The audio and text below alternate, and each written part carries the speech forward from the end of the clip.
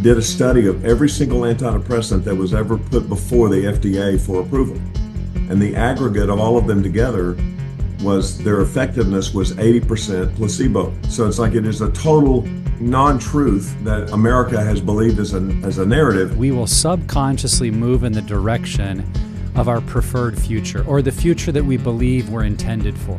My perspective of God was changed, but then that actually physiologically changed my brain as well. And so beliefs do have power, and I think that's something Christians, don't always talk about, that our thoughts can change our brain. In any kind of a challenge, especially this kind of challenge, it's absolute. I mean, it is crucial. You don't win without hope. You don't change without hope. If there was an easy way to recover, we would have found it and already done it. Hello there, good listener. I am your host, Nick Stumbo, and you are listening to the Pure Desire Podcast, your biblically based and clinically informed approach to breaking free from compulsive sexual behavior and healing from betrayal trauma. Today, you are listening to episode 414, and here joining me as my co-host throughout this series is Mrs. Ashley Jameson. Ashley, welcome back to the podcast. Good to see you again. Always good to be here. Love that we get to talk with Adrian today. This is a fun one. Yeah, he is one of our favorites, and honestly, it's why we invited him to the summit. And he was supposed to come last year, and then he ditched out on us because he went on an amazing moose hunt to Alaska. But we like him so much that we still wanted him to come back. And I think today is a really powerful conversation. It is part 2 of 4 in our series that we are doing with our summit speakers, because we do want people to get a taste of what the summit is like, hopefully to create some excitement, momentum, or encourage someone to sign up who's been thinking about should they go or not. I think today will give them a lot of encouragement to do that. But this is part 2 of 4 in our Anchored in Hope series. And Adrian just had a lot of amazing things to say. So Ashley, what might our listeners expect of today's conversation? Okay, every time I sit with Adrian or in one of his sessions, I walk away with feeling like I just drank a warm cup of coffee and got a kick in the butt. And so it's like he is so real and relatable, and like you want him to be your kids' grandpa, and just very, very personable. But then also a wealth of knowledge. And every time I sit in his sessions, I can tell that he's been growing and learning and continuing to absorb information and implement it into the program that he runs at Capstone. And so I think that people will walk away feeling encouraged. He works with a lot of parents, and also just empowered that there is hope. No matter what situation there is, they're never too far gone. Yeah, that was really the focus of today's conversation, is how do we find hope in the recovery process, whether we're the one struggling or the spouse or the concerned parent or friend. And I know there's great content here for everyone. I would add that Adrian is incredibly quotable, because I was writing down all these one-liners that he has. So if you are listening on your drive or on your treadmill or out on a walk, maybe find a way to grab a little pen or paper, take it with you, because there might be a couple of times you'll need to stop. We do advise that you pull over, not try to write while you're driving, and just jot down some of his thoughts, because they really are significant. So a little bit about Adrian. Dr. Adrian Hickmon has a PhD in marriage and family therapy and has served for 20 years as a full-time professor and supervisor, training over 200 master's level therapists. In 1994, he purchased land to build a ropes course in Judson, Arkansas. I think I'm saying that right, but it's now in the Searcy area. For 6 years, he and his family lived on the property and facilitated experiential activities through the ropes course and other mediums for teams, youth groups, families, and more, all the while laying the foundation for what would become the Capstone Treatment Center. From that foundation, Capstone has become an industry-leading treatment program for more than 20 years. Capstone has worked with thousands of families from 49 states and 9 countries or territories outside the United States. Their Christ-centered approach, a 2-to-1 client-to-therapist ratio, a family focus, the investment they've made in therapist training, canine companion therapy, and more are unparalleled in the treatment arena. And truly, if you don't know much about Capstone, would highly recommend that you go and visit their website and learn more about what they're doing, because it has been life-changing for so many people. So here, without any further ado, is our second conversation in the Anchored in Hope series with Dr. Adrian Hickmon. Dr. Adrian Hickmon, or Adrian, as we get to call you familiarly, welcome back to the podcast. So good to have you again. Thank you, Nick. It's great to be here with you and great to have Ashley here too. We are so looking forward to having you back at the summit this year in 2025. And as one of our featured speakers, we wanted to let the podcast audience hear from you just a little bit and kind of catch some of your heart for people and recovery and what you do. And so let's dive into it. You get to see firsthand the transformation that can take place when someone enters a recovery program. So what role does hope play in the healing process, especially for those that are struggling with addiction and trauma? Talk a little bit about the role of hope in our process. It's one of those things that, people throw out: hope, love, peace, joy, all those kind of words. But when you're thinking about hope in any kind of a challenge, especially this kind of challenge, it's absolute. I mean, it is crucial. You don't win without hope. You don't change without hope. And as I thought about that question, when I read it, nothing changes without hope, because hope is imagining something different in your future. You don't have hope that, I hope this don't last. It's like you hope that you get to a different place and things are better. And I started thinking about, what is that doing neurophysiologically in the brain? Well, hope is imagining something better in the future, and that is something new. And when you are thinking about something new, that activates a part of the brain for novelty. And novelty activates the dopamine receptors. And so dopamine is very interesting. And why that's so vital in this is they did a study of mice, and I won't tell you what they did with it, but they disconnected the mice, the brains of the mice, dopamine system. So they were getting no dopamine. And so they had them in a cage, and they would put food and water so close to the mice that they did not have to even take a step to drink or eat. All they had to do was stretch their neck out, and they starved to death, because dopamine is what motivates us to do anything, to get up, to get dressed, to brush our teeth, eat a meal. It's like we don't do anything without it. So dopamine is connected with the reward system, but it's actually more about incentive and motivation to get up and do something different. So hope is connected to activating dopamine. One of the things we do at Capstone in Family Week is a session, I call it the Realistic Pictures Possibility Session. And the Realistic Possibilities Picture Session, it's like, take a poster, and on one side, if your son continues on this road, which we call the road to the wasteland of ruin, in the next 5 years, what's realistically possible? And that goes everywhere from a grave to a jail cell to being unhealthy, alone, disconnected. And in this session, on one side of the poster, they will put a collage of drawings of symbols that represent what's realistically possible if they stay on the road to the wasteland.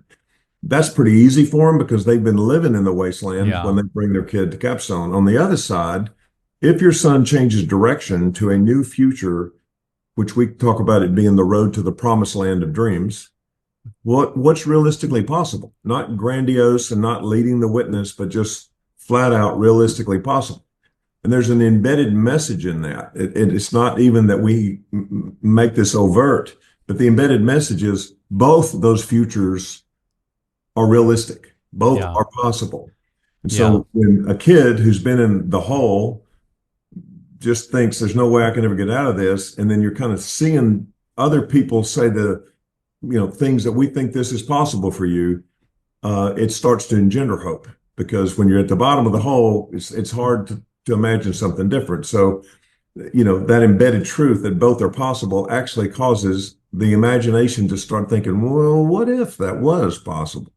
And then you start getting a little dopamine, and then you start working a little harder. So yeah, hope's crucial. You don't go anywhere without it. Yeah. I love that idea, Adrian, of the two drawings, and wonder, just for listeners, if they should maybe do that, to say, look at the road you're on. And if you continue on it, what realistically happens if you head towards the wasteland, and what is realistic with other steps. And I think that's powerful because I've heard it said about the brain that we will subconsciously move in the direction of our preferred future, or the future that we believe we're intended for. And so if we have a very hopeless kind of belief system, our brain is cooperating with that because our brain loves to have, symmetry. It doesn't want dissonance. It doesn't want things to be misaligned. And so if we believe we're headed to a very hopeless place, the brain kind of works with us to do that. Yeah. Versus if we have this strong hope, this strong belief of what God has for us, of what the future looks like, in a similar way, our brain will partner with us to say, that's where we're headed. That's what we want. And so I think it underscores, and the exercise you just described, how important it is that we have a clear picture of what hope looks like in our lives. Yeah.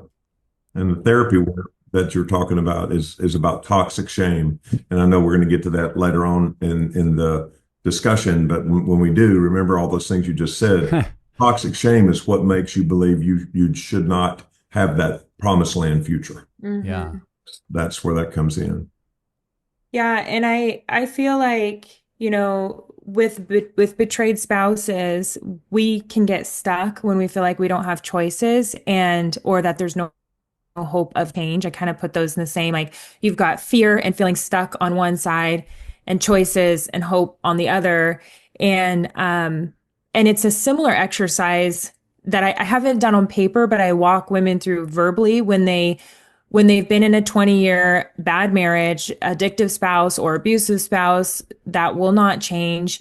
And they're hanging on to hope that all of a sudden there's going to be something different in their marriage. And that keeps them a little bit stuck in fear. And so I'll walk them through and say, okay, you have to start making changes. What if he never changes? What if every day for the next 20 years, because it's already been 20 years, is exactly the same? Is that what you want to sign up for? Like, kind of paint the picture of this is going to be Groundhog Day, same thing over and over and over and over. And then over here, you might start implementing boundaries and saying what you need to feel safe and sane and have your own whole person experience that God wants you to have. And then comes all the what if. And so we kind of have to walk them through, okay, what if that does happen? Then we'll do X, Y, and Z. And they start to see that it may not be the choices and the decisions that they want to make, but at least this route, they do have choices to make. If this happens, then yeah, you may end up being a single mom if they choose to live in their addiction, but just trying them, to get them to split, because otherwise it's every day coming to group saying, I wish he would just do this. I wish he would just recognize how much he hurts me. I wish he would just recognize this addiction is more important to him than our family. And it's that two-path idea. Yeah. And that is agency, the agency that I have control of my future. Yes. I can, as far as I'm concerned, I can make my choices. And that's one of the things, when you think about the disease model of addiction and all that other, that you just ended up catching this thing. And, you had no agency in getting here. It's very important for people to realize their choices got them here, and it's like, and I can talk a lot about why they made those choices. And it's like, but if you just ended up here because, like me, I've got freckles just because I got freckles, then there's no changing of it. Right. If I did some things to get here, then I have agency coming in that gives me agency going out. Yes. Those choices, especially for the betrayed spouse, is huge. Yeah, choices. Yeah. They're empowering. Okay, that kind of leads into our second question. So talk about more, at Capstone, you guys work closely with people carrying deep emotional pain. And so when they're feeling hopelessness and it's feeling overwhelming, how do you help people anchor themselves and rediscover a renewed sense of hope and faith? So we kind of talked about the two roads. What other strategies, tools, approaches do you take? Yeah. Well, first thing I would say is hopelessness is always overwhelming. And I don't care how strong a person you are in whatever realm you're talking about strength existing in, hopelessness is overwhelming. Mm-hmm. I mean, it's paralyzing. So that to me is a first step, kind of issue. And the first thing I think in answering your question, Ashley, is I always tell my students the first day of the first class, and then therapists that I train at Capstone that were not my students, you can't take your clients further than you've taken yourself. And the most important thing in the room, as far as change, is you, not what you know and your degree and the fancy one-liner that you can say that you read in somebody's book or a training you have, it's who you are. And who you are is honestly about doing your own work. So the first part of that answer is you better have yourself right. And that doesn't mean that you're perfect. It means that you're growing. Lots of our therapists have already been through intensives, doing their work, going to therapy to do their own work. And when I interview a possibility for a therapist, if they come in and say, yeah, well, I just had such a wonderful growing up and my life has just been all kind of peaches and ice cream, and I just want to help some of those people who struggle, I'm like, yeah, this interview is not going to last long because you mirror. And so I would say that to answer your question more specifically, first, instead of how to get them away from helplessness or hopelessness, I would say, how did we get them to be hopeless to begin with? Yeah. Preventing hopelessness would be the best answer to that question. And I always use that phrase. You guys have heard me say it. How you see it is how you treat it.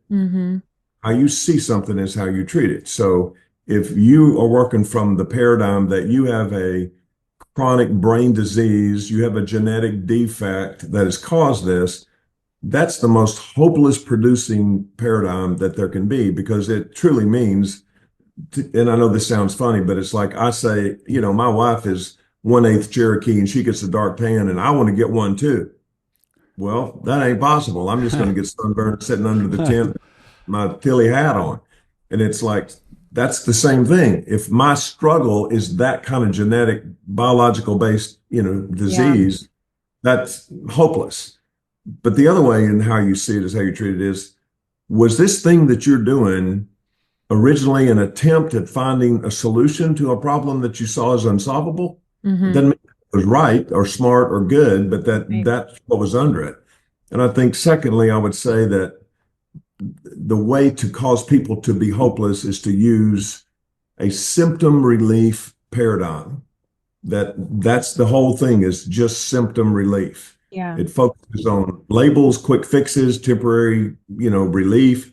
And the biomedical paradigm and the DSM does that. It does exactly that. And there's a plethora of meds that they use. None of those are about the causes. None of them.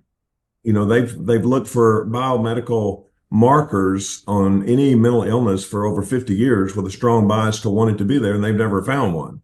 And so if you are a person being treated that way, that causes hopelessness. And second thing I would say causes spiritual bypass. And we see this, as y'all do, in churches all the time, that somebody's got one of these big time addictions or trauma or affairs or whatever, and the church leaders want to just pray it away.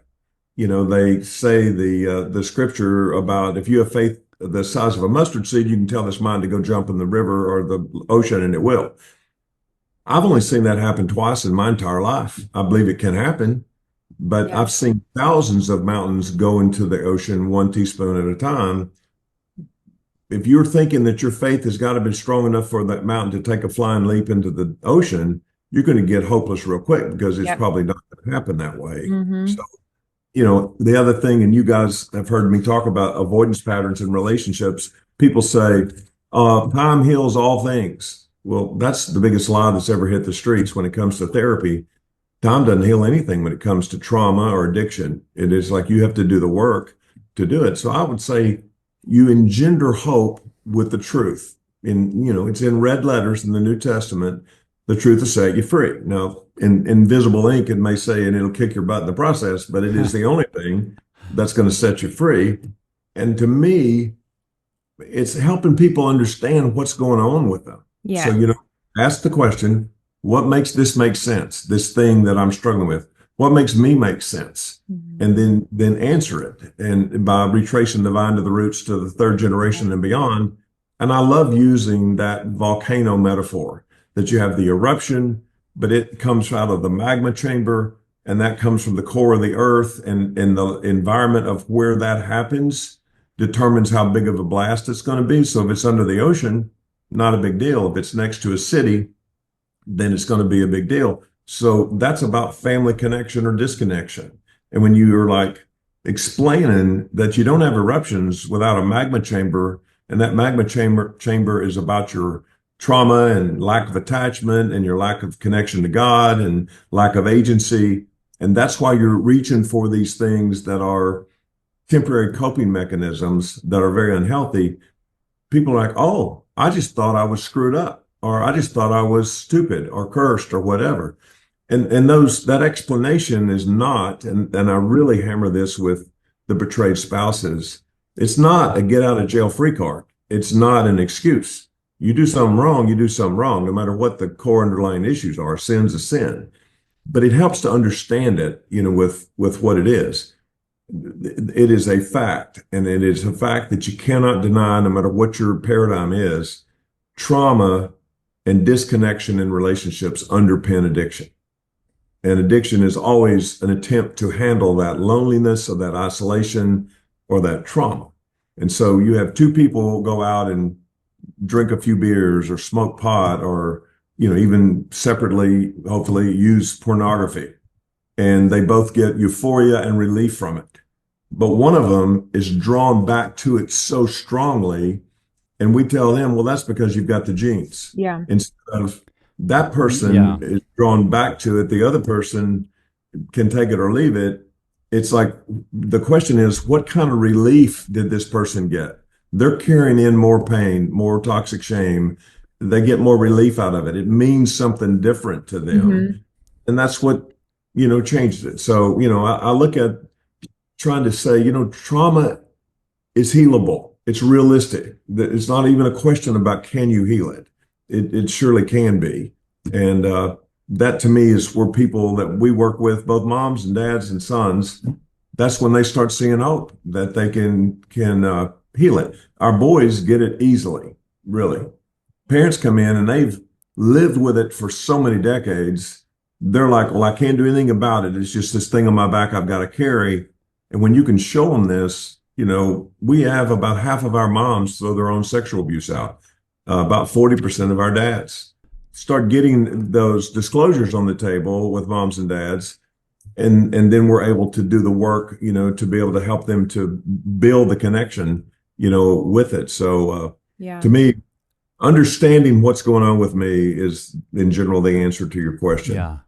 Yeah, I love that, Adrian, because I remember in my own recovery journey, the nature of where my marriage was at, I really felt like I was at a place that if I relapse again, my wife is so tired of this pattern that she's going to be done. And I was terrified because I felt like, and I remember I drew it on a piece of paper, like I felt like life would just be going along fine and then bam, I'd have a relapse and I wouldn't see it coming. And that fear of that hopelessness of, I don't know how to prevent this thing because it just happens. Well, you get into group, we understand through Pure Desire's methodologies, the trauma stuff and the messages. And I began to understand how, actually, those could be predicted and precipitated a long time in advance. There's a pattern here. There's many, many choices I make along the way. And understanding that whole system was incredibly hope-giving because it made me see there are so many things I can do that, yes, involve reaching out in my faith, but also involve a lot of other very practical things or steps like calling a group member that I can do to redirect this process much sooner. And I'm not just going to be blindsided by yet another relapse. And that hope, and what you said earlier, there's agency of I can do something about this. I'm not just at the will of my addiction or my past behaviors.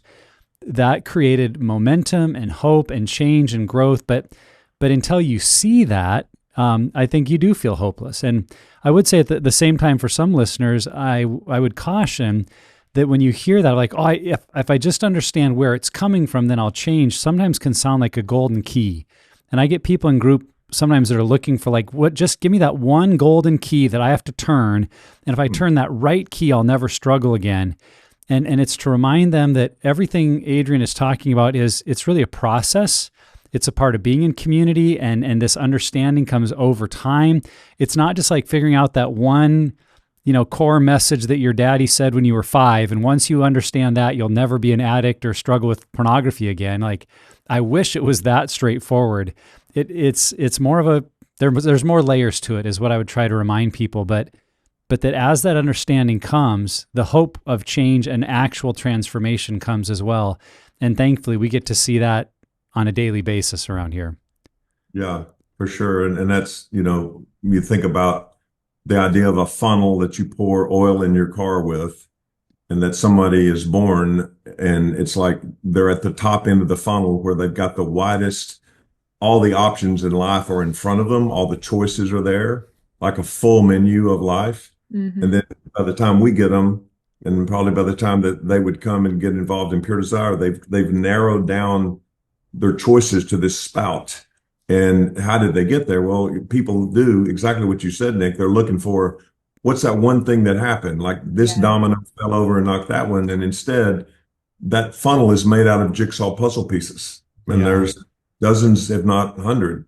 And you got to look at all that. But from one sense, that's your trauma and your disconnection, piece. Yeah. It's not just that. It is that with figuring out a way to do something that's healthy to cope, not unhealthy, and make the connection. So it's like a three battlefront war that you've got to look at. And then if you want to just get in grad school conversations so we can go deeper, but it's also the pace that you take in doing it, Hmm. because Yeah. it's not just figuring it out, it's the work and the pace is, and not, I think I have this thing right here that I brought it out with a kid yesterday. He was having a major trauma meltdown, and it's this turtle, and it's a turtle that a client, I gave her a turtle because she kept wanting to be a rabbit on a 100-yard dash, and I kept saying no, we've got to be a turtle that looks about like I look jogging on a triathlon, and it's like, so when we finished our 2 years of work,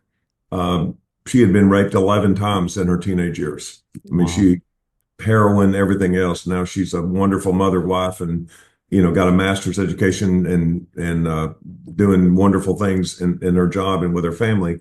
But this turtle sits on my desk and I see it, and it means something to me every day about myself. The pace of all those three battlefronts is one step at a time, like a turtle, and that's how you get real second order change that lasts. But we are built to be quick fix. And so that biomedical model and that spiritual bypass, love Jesus, trust God till your belly button glows and all this stuff goes away. That's what we want. We tend to want to go do. And then we fail at it and we feel like it's not the way we went at it that failed. I failed because I'm not good. So. Hmm.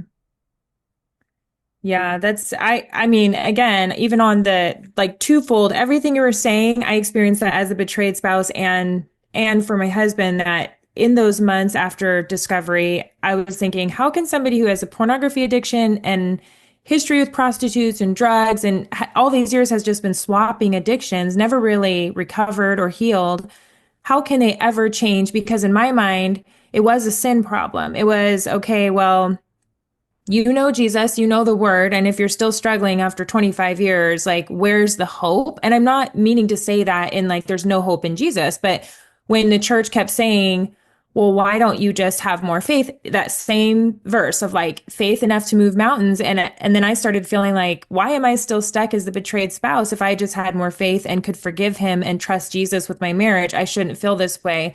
And then fast forward 2 months when I sat down and was introduced to pure desire material and saw this is also a brain problem. It just unleashed all this hope in me.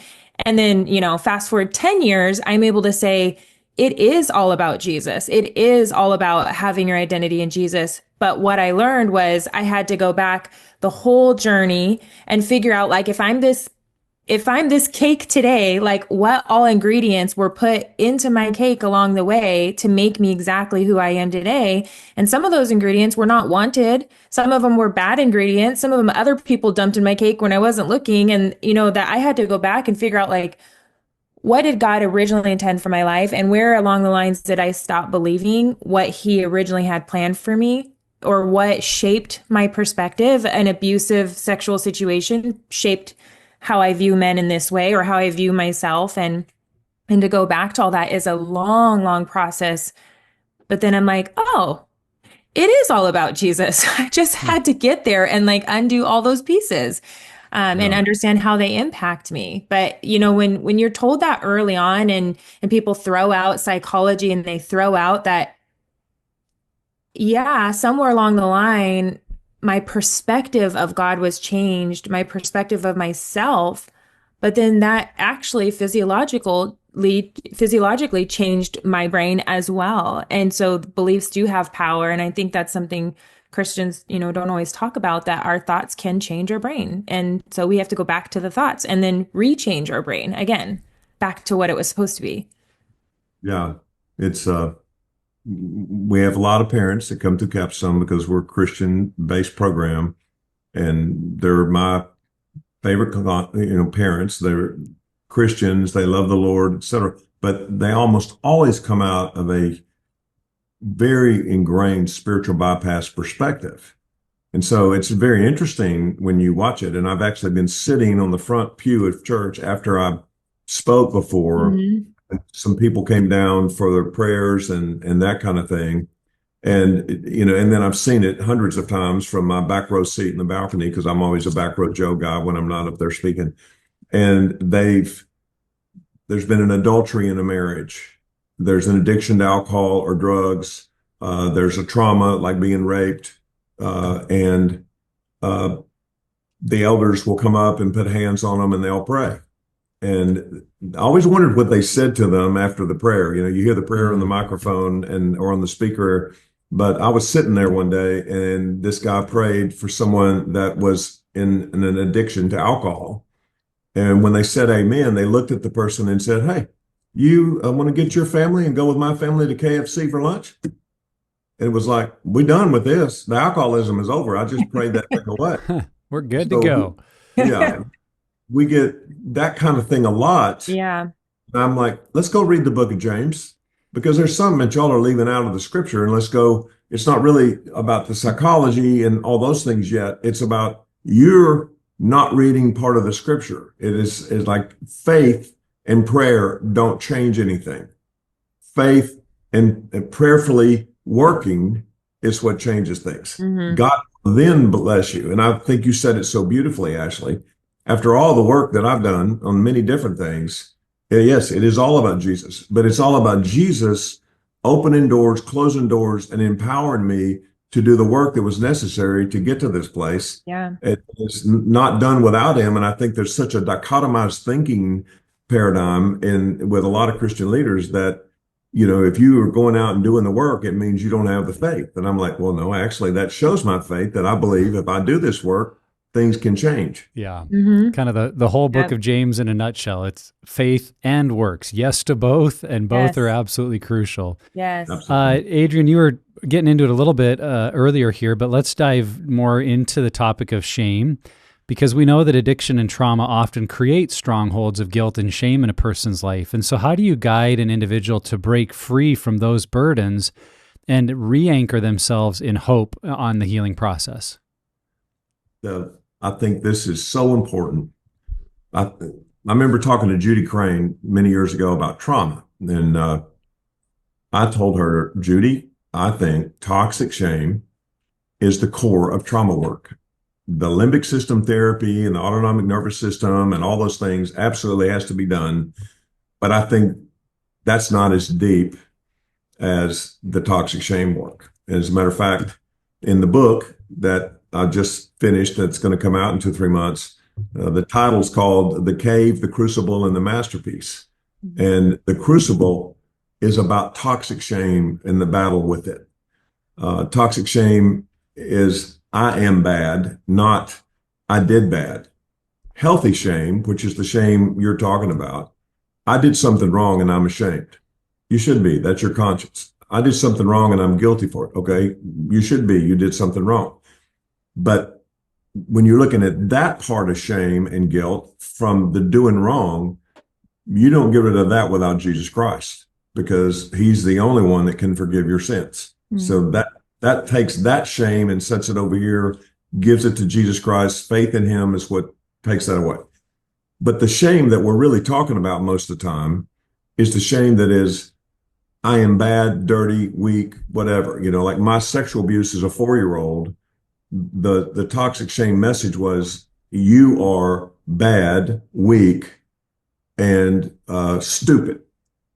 And man, those battles with that have gone on for my whole life, and I'm better at it now than I've ever been, but it's still a battle. Yeah. The hurts of not being picked for kickball or invited to the party, or, all that social rejection was, you're not good enough. And then I was the kid that was bullied for 11 years from age 4. Interesting, it started at the same year that my sexual abuse occurred, till 15. And that message was, you don't belong. You're kind of a mistake. And so that shame is not, hey, this happened to you. Hey, that person did this to you. Or, hey, you did this thing. Toxic shame is, you are this thing. Yeah. That's the one that you've got to go in and do the work on. And that work takes a lot of the neurophysiological systems work, limbic system work, but then it's also, it's kind of like this, if I can go off on an ADHD rant. It's like, so if was raped by a 5'10", 400-pound sumo wrestler, and I do all the work on therapy, EMDR and brain spotting and you name it, and then I'm walking down the airport, in an airport, and out from a gate walks a 5'10", 400-pound sumo wrestler, different guy. Mm-hmm. But will I be triggered? And the answer is, I hope I will be, because I've got brain damage if I'm not. The question's not, should you not be triggered? The question is, when you're triggered and you go into low road response, which means your prefrontal cortex goes offline, you're starting into fight, flight, or freeze. How long does it take for you to realize, no, now this age, that guy's in prison, so this isn't him. I'm safe now. I would know how to take care and defend myself now. And oh, here comes my prefrontal cortex back, and I'm on the high road. It's like a time cycle. The high road shift is what I call it. That's the physiological systems. Toxic shame works exactly the same way.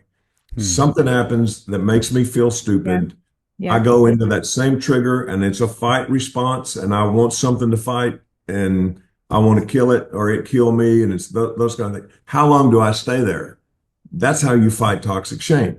And the only way to beat it is in relationships, is that you have to have people that know you, which means they know everything about you, basically, and that they know your story, but more importantly, they know the story underneath your story. Yeah. What was going on with you, and they see you differently.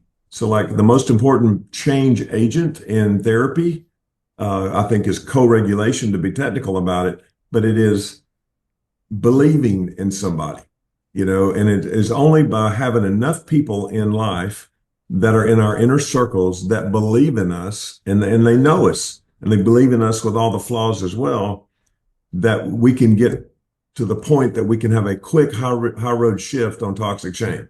I mean, it is the nucleus of all trauma work, all addiction work is in dealing with that. And matter of fact, in the scripture, Satan is called the accuser. Yeah. And I think that's the best term for him, because he accuses you. No, you're not good enough. No matter how much you achieve, no matter how good you are, no matter how many people you lead to Christ, you're not good enough. I'm accusing you of being that. And that's where the battle is, of addiction, trauma, all of it, if that makes sense. Mm-hmm. It makes a lot of sense. Yeah. And that seems like one of those, I call them like the gray areas, the addictions, the struggles, the betrayal, they bring us in, and those are like clear to measure. You're either doing it or you're not doing it. That toxic shame you're talking about is just the nasty weeds that is so, you have to be so diligent and intentional about dealing with that, because it's more dangerous than the actual behavior that led you here, because it is the thing that led to those behaviors. And it's harder to see, it's harder to pinpoint, it's easier to justify. And so you do need to be in step with the Holy Spirit to feel those little gut checks, and have your people, your group, your mentors, your accountability that know you to call it out. I would say that was the hardest, and can be the hardest season of mine and my husband's walk and our recovery and healing with our kids, because now that my teenagers are, or my little two are teenagers, some of that toxic shame gets triggered in my husband from his teenage years being the most difficult at his home and his rigid Christian upbringing. And we used to think it was because there was a step parent dynamic with my twins who are now 21. So it was like, oh, there's something there because they're not my biological kids. Well, now that our bottom two are at that age and those are his biological kids, it's like, oh no, there's some toxic shame here that gets triggered. And exactly what you explained, Adrian. Sometimes when we're trying to parent the way we want to parent and something happens with our kids, it's like, oh, I'm a failure. I'm messing things up. And it can just spin into this toxic thinking that sets us back. And so I've experienced that. I know what you're talking about. You have to be on top of it. You have to stay with your people and give them freedom to speak into your life and just share the highs and lows of your week. Because sometimes it's hard for you to identify it because you're the one in it. Yeah. I really appreciate the metaphor of the sumo wrestler, Adrian, because I think that thought of, well, if I'm healed or if I'm better, then I won't be triggered anymore. Yeah. And even by shame. And I think I hear it in other people's stories in my own life. We can shame ourselves all over again if we still feel shame. Yeah. Versus seeing healing as less about being triggered. As you said, it'd be normal that if you saw another person that looked just like them, you'd feel the trigger because that's how your brain is wired. But it's how you respond that shows health and recovery. And I feel like I experienced this lately because the school that my kids go to just won the state high school basketball championship. So we went to a couple of basketball games, and I don't attend a lot of high school sporting events because my kids aren't on the team, but being in that environment of an intense sporting moment actually brought back to the surface a lot of my high school memories that didn't necessarily go well and are wrapped into a lot of my shame messages. And I started to feel some of that of like, if you were only good enough, you could have been that star. If you'd only, and in that moment, as I look back, like I could have had the choice of shaming myself again of like, oh, why do I still struggle with that? Why do those still come up? Or as thankfully in that moment, what I felt was like, you know what, I remember how hard that was, but that's not my identity. God's done such amazing things in my life since then that are much greater than, high school basketball success. And yes, there's a part of me that wishes and will probably always wish that I had been the all-star, but I wasn't. And that's okay because look at all these other things God's doing in my life and that I'm really invested in now. And I think that moment for me was that of like, oh, I don't need to shame myself that I still have a trigger that says you're not good enough and if only you'd have been better. But what I do with the trigger is the key. And I think for listeners to really internalize that, you're going to feel shame triggers. You're going to have those toxic voices that rear back up because they are connected oftentimes to memories that you need to hold on to for safety, for protection, but where you go with them and who you take them to, because that's the other side of it. So many of us just internalize it and shove it back down. Like, well, don't listen to that. Versus going, man, I should probably process that with someone. I should probably tell a group member, make a phone call, or just share with my spouse how, man, that really brought up some old memories. Because when we lean into relationship, we can continue to walk that road of healing and freedom. Yeah, I agree with everything you're saying. And then, I would add to it that there's a part of it. It's like Malcolm McDowell's book, David and Goliath, was a great book to me.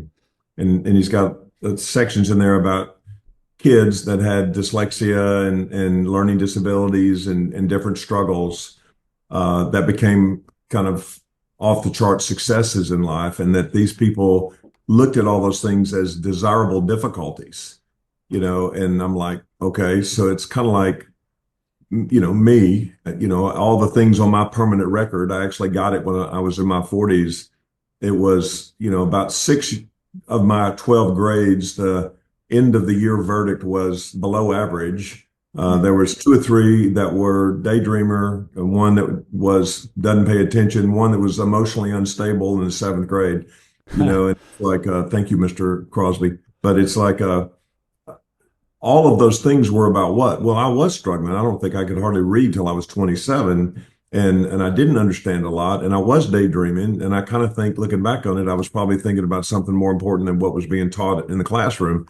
But it's like you go through those things, and it really hurt you, and you rejected, and you didn't achieve to the level that you wanted to. Then there's a place to find out something about yourself in it, and how did you respond? Feeling like a failure that I didn't make a certain level of being a football player, but hurt. But then I look at, what did I gain by what I Mm, did? Well, I what did I gained gain? Yeah. grit and knowing how to go at it, but I also gained by learning from mistakes. And it's like, and then you take that to the next level of things. For me, I love playing. Coaching was 100 times better than playing, coaching boys. And it's like, and then now doing what I do at Capstone is 100 times better than coaching. So it's like each one of those levels has successes and failures, and both of them were important in building that footing that I'm on today, just like with you guys. Okay, Adrian, we need some more of your expertise and insight on, what you do over there at Capstone. So, what are some of the most common misconceptions about recovery that you encounter? One, and how do you help others replace those misconceptions with a hopeful and realistic vision for transformation? That's a very interesting question. And I would say not every single parent and family do we have to do that with, but almost. They come in with the same perception about things that all of us had growing up in America. And it's a biomedical, DSM, all that stuff that I said earlier is an answer Yeah. to your question. But it's like they have never heard of asking the question, what makes this make sense? They've never connected trauma to addiction. They've never understood it, at all. And Yeah. so being able to, if you come at somebody really strong with that up front, I don't think it works well. So, we go at it at a slower pace and sequence our talking about it in a way, one, I think is respectful, but it's also strategic, that you build the groundwork up. We have them watch a video every week from the time they admit until family week. There's 9 videos, and we slowly build this whole picture, like I shared, a while ago on the question, because if you can help them make it make sense and show them the difference, it's things like this. Everybody has heard of chemical imbalance, that I've got a chemical imbalance, he does, his dad did, her mom did, blah, blah, blah. And I come in with not I'm a redneck in the middle of the woods yelling about things I don't like kind of a approach, but I bring peer-reviewed journals, Journal of Molecular Psychiatry and all these different things. Not that I read those things, but I do find articles in there and read them That's right. typically. But it's like, I don't want y'all to get a bad impression of me. But it's like, when you're showing them that chemical imbalance is not a medical term. It does not exist.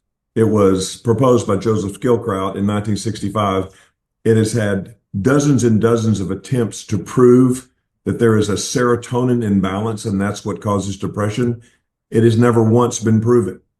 Eli Lilly used chemical imbalance as a marketing slogan in the late 90s. Chemical imbalance does not exist. And it's an interesting thing. One author posed this question. If there was a chemical imbalance, someone says, I have a chemical imbalance. The question to say is, okay, how do you know that? Did a doctor do a test and give you the number, like your, A1C number, your insulin number, your streptococcus bacteria number on strep throat? Did you get anything like it? No, they didn't. Okay. Let's say they did, and your number is 14. What does that compare to? What is a chemical imbalance number? Well, they don't know, because they've never determined that either. So it's like, it is a total non-truth that America has believed as a narrative. And so I'm kind of whittling at the very base of the biomedical model, which creates doubt in what they have believed in. That opens the door for them to believe in this stuff that I'm talking about with the systemic funnel and the volcano, et cetera. And then I give them the references. I give them the articles to read. I make a reader so that they can see it. And sometimes we'll have, doctors and people that are very interested in reading that. And I'm like, hey, don't just take my word for it. Read this. And that, to me, is how you break down those beliefs coming in that are going to be detrimental to them. Now, throw out one more just because I'm on my soapbox. Yes. So then people talk about use of SSRIs, antidepressants. And Irving Kirsch, and I give them this article as well, did a study of every single antidepressant that was ever put before the FDA for approval. And the aggregate of all of them together was their effectiveness was 80% placebo. With Prozac, it was 89%. And so it's like, it's the placebo effect with most people. And Yeah. they've now determined that serotonin is not what causes depression. That SSRIs don't work because they're changing serotonin. And all that stuff is in the research. It's just not presented in conferences because it goes against the biomedical model. I spoke at Bellevue Baptist Church in Memphis, and if you guys have driven down that interstate to Nashville, you'll see Bellevue Baptist. It's giant, big as a college campus, and it was a great place and a great conference. And a doctor was talking about a topic, and I knew from his topic it was going to be, he'd have to talk about chemical imbalance and SSRIs, et cetera. So I went to it, and for the first time, I was going to contend with him with the research I'd been doing for this book. And all of a sudden he said, now, I'm sure most of you have read by now that there's no such thing as a chemical imbalance. And I'm like, well, there you go. It's now starting to become so mainstream that they can't hide it. And psychiatrists have known this all along. Wow. It's like a lot of us therapist types have not. We just believed it because it was told to us. But if you can create doubt in the predominant paradigm, because people suffer with, all of us do, paradigm paralysis or confirmation bias, whatever word you want to use. But it's like at one time, if we, the three of us, went out in public and said, hey, we were on this mountain yesterday and we were looking out across the ocean and we think there is a curve there that maybe the earth is not flat, it's round, we would have been run out of town for being heretics. And so it's like the truth will set you free. I come back to that again. And in this stuff, the truth kind of erodes a little bit of the belief system, which opens them up to a different possibility. Again, novelty, dopamine, hope. It makes me think of the idea that if there was an easy way to recover, we would have found it and already done it. Mm-hmm. I think Besser Vander Kolk brings it up in his book on The Body Keeps the Score, that if the biomedical model is effective or was effective, wouldn't we see shrinking numbers of people getting the medication versus these exploding numbers? Yes. And just the numbers of people on it would suggest it's not actually effective. It's not creating traction and healing. And yet that's what we get to see in the kind of work that we do and that you do at Capstone. Like when you lean into these pieces of our story and understanding the false core beliefs and the family of origin pieces and all of that, like we actually see traction and effectiveness. And so why not look at the models where people are seeing something actually change versus just perpetuating the easy road myth of like, well, here's the next quick fix. And I think as you brought up, we will perpetually see people be attracted to that. But over and over, when we see it doesn't work, we can come back to this, that there is a road and it's maybe longer and a little more challenging than we expected, but it's effective and it works. So in that regard, Adrian, if people are if people are listening and they're a pastor or a parent or a leader, and they have people coming to them who are struggling, and maybe in the past they would acknowledge they've been guilty of some spiritual bypass, or they've just tried to offer a prayer or said, well, don't do that. Let's get accountability software on your computer. You'll be good to go. If someone is trying to help others that are facing addiction and trauma, and they're not necessarily like the counselor themselves, but they might have a role as a person in ministry, how can they offer someone hope and direction when they know they're maybe pointing them towards a difficult and challenging road that isn't a quick fix? So what can we say as parents, as pastors, as leaders, if someone comes to us for help, how could we be the voice that starts shaping this new paradigm for them? I mean, it starts with relationship.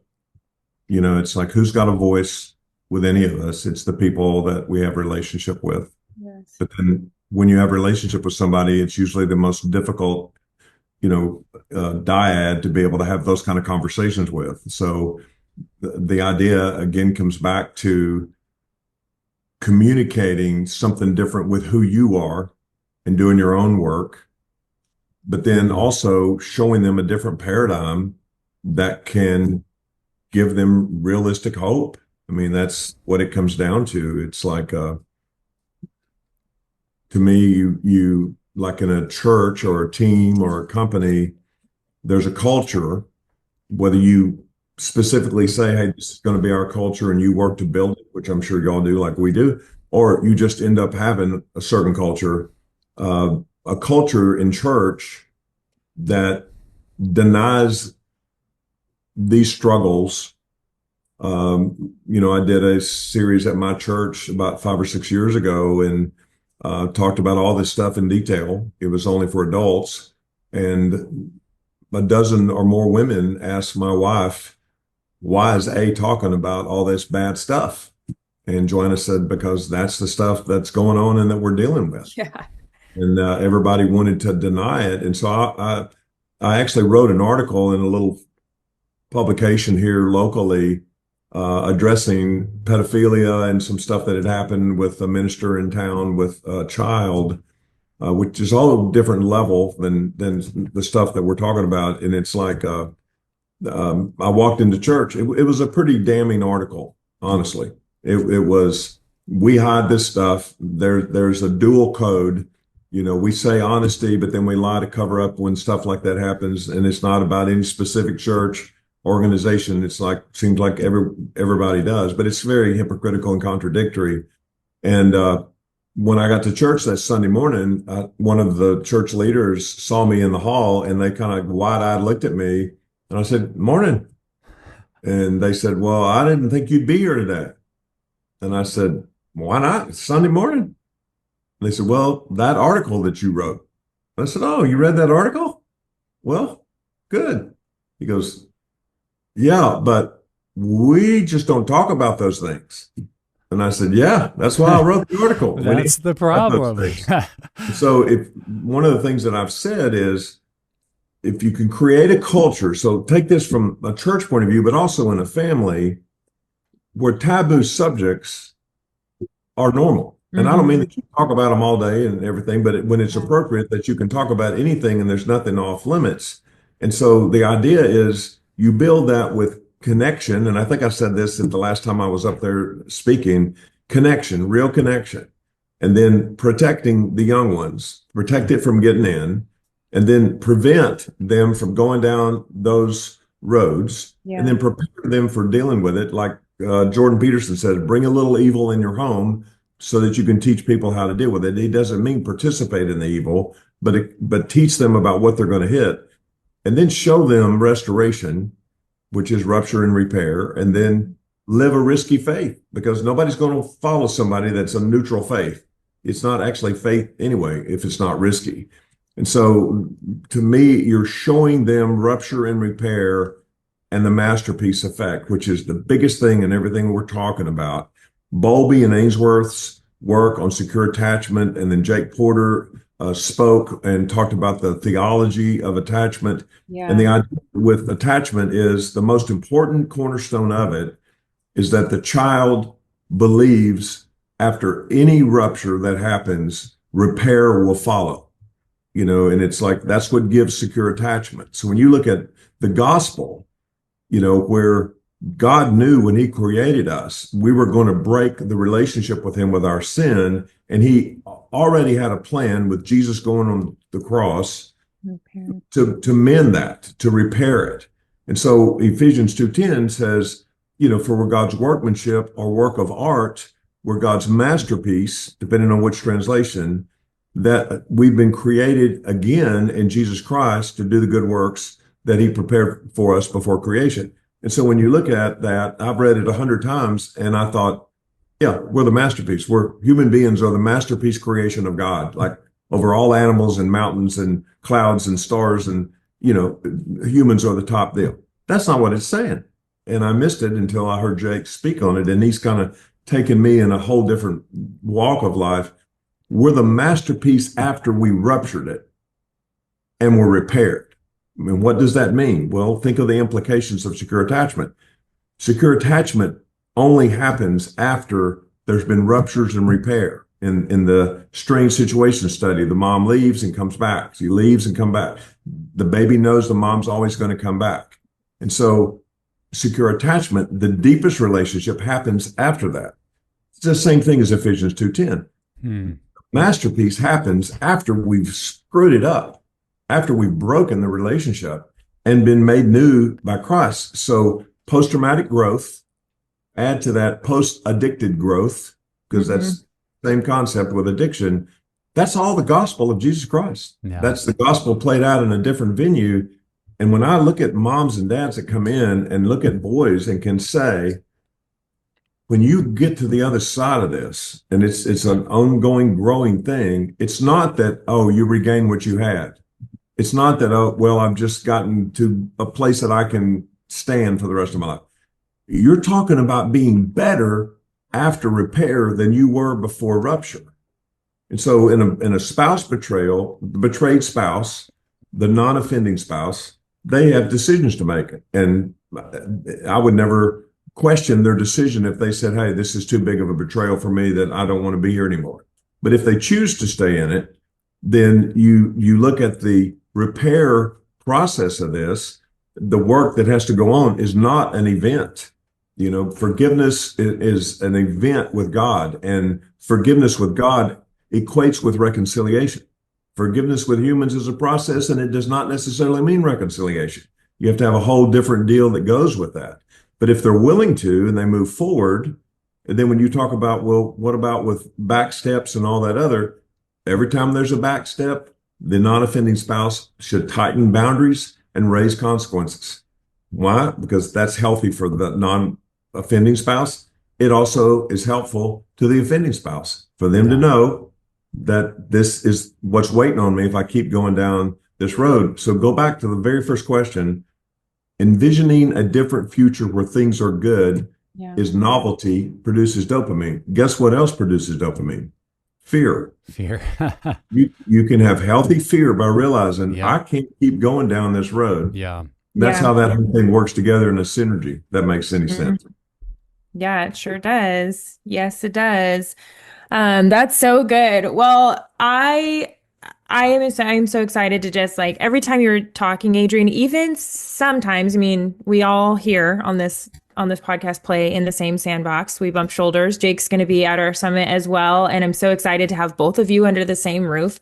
But still, every time I get to hear you explain with all the stories you pull in and examples, it's just really encouraging. And it kind of leaves you with a little charge to want to get out there and take more agency over, our life, our betrayals and our addiction, and just move forward.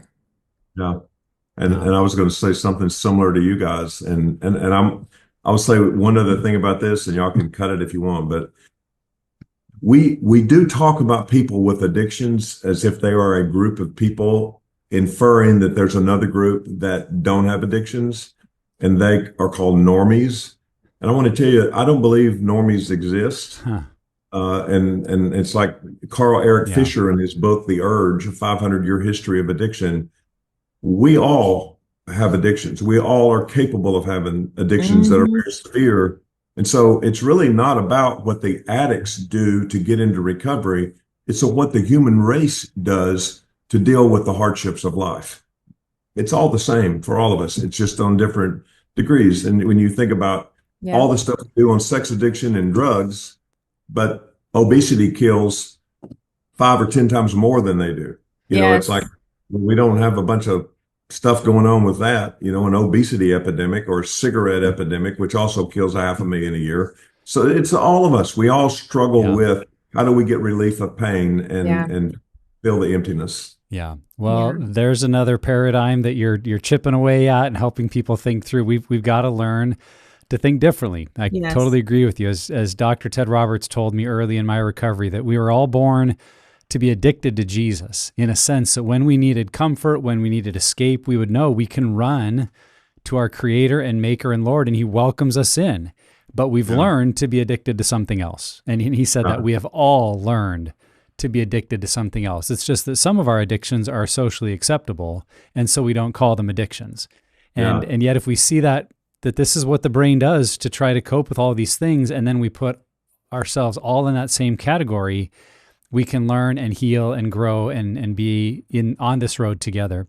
And so, Adrian, we are so excited to have you coming to the summit. And real quick here at the end, would you just give from your perspective as one of the speakers and what you know about recovery community and Pure Desire, why would you recommend that someone join us at the summit and get to hear your session live at that event?